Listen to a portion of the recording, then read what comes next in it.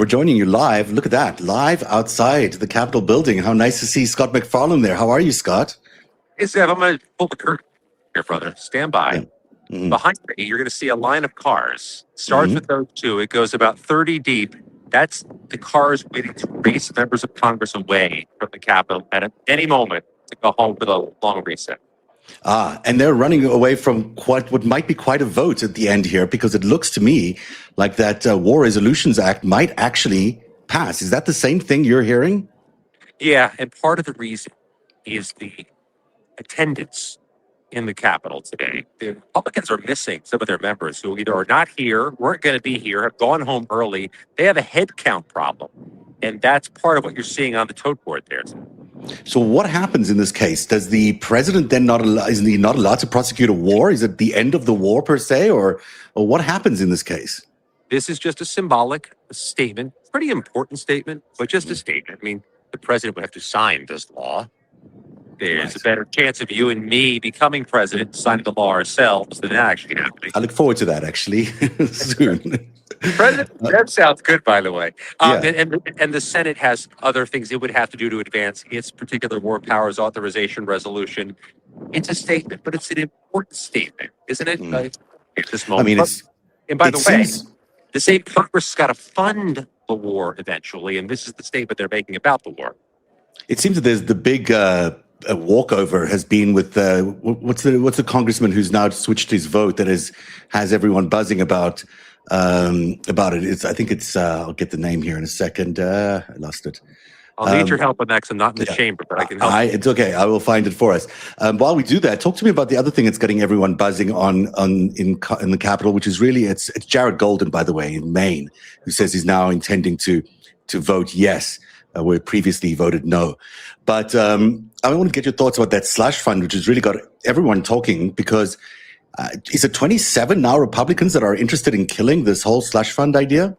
Oh, I think there's a lot more that are interested in killing it. They just got to find the way and the courage to do so.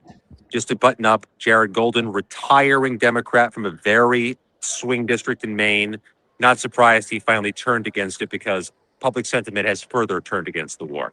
That's that issue. On the slush fund, the Senate is gone. The other side of the Capitol, they pieced out of here around 2 o'clock Eastern time, despite having very important business tonight, because they don't want to take any votes on the damn slush fund.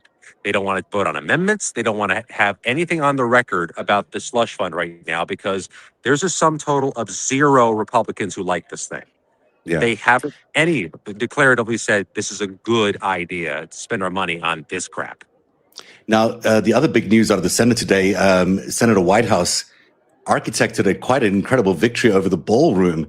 That was quite in technical terms, no one really would know what is going on if you went inside the Capitol Hill building. But boy, that's a big move that they were able to shift that off the agenda. And I don't know what happens to the ballroom now. It does seem like it's a bit of limbo. I'm sure they'll get it back on the agenda when they return, but they're gone for now. These are self-inflicted wounds by the administration. They jammed up their own party in Congress, and their own party's frustrated about it.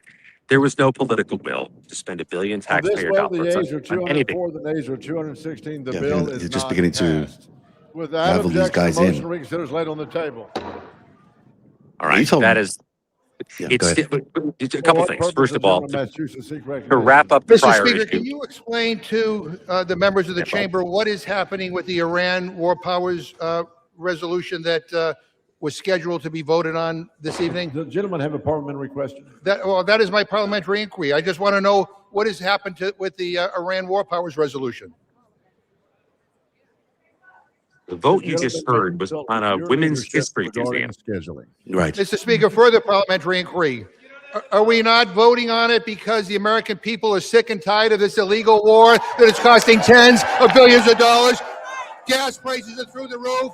People can't afford their grogroceries. Is that why you're pulling it? You guys pulled don't the have vote. the guts or the balls. The House will to be in vote on order. This House will be in order. The chair is prepared to move on to the next question. It sounds like they pulled the vote. They have pulled the vote because they don't have the votes. Right. They pulled the vote because they were about to lose the vote. Jim McGovern of Massachusetts, top Democrat on the House Rules Committee, is one of the most fiery orators they have, and he just was channeling the frustration with many Americans with that Wow. discussion about the full vote. I mean, that's not a good look in any way. So they're too scared to even take a vote because they can get the votes to allow this president to continue this war. Wow, that's something else. It's better than losing it, but it's not much better. Just a little bit better than losing it, but it is basically losing it. Wow, what a huge statement then they're making there today by pulling the War Resolutions Act that was going to be voted on. Scott, I know you've got to run, so thank you very much for being here. I appreciate your time as always. Scott McFarlane, you can find him at his incredible Substack at McFarlane News. And thanks for being here, and have a good time running after those guys, because there's a lot of them coming out right now who are quite frustrated. That's the news. We just thought we'll drop it in there, a little bit of breaking news for you. The War Power Resolutions Act is not getting voted on today because they were going to lose the vote. The White House was going to lose that vote. They decided to pull it instead of facing the reality that the House and the people of the United States are not in favor of this vote. That's the news. We'll be back with more tomorrow on The 5 Stack. We'll see you then.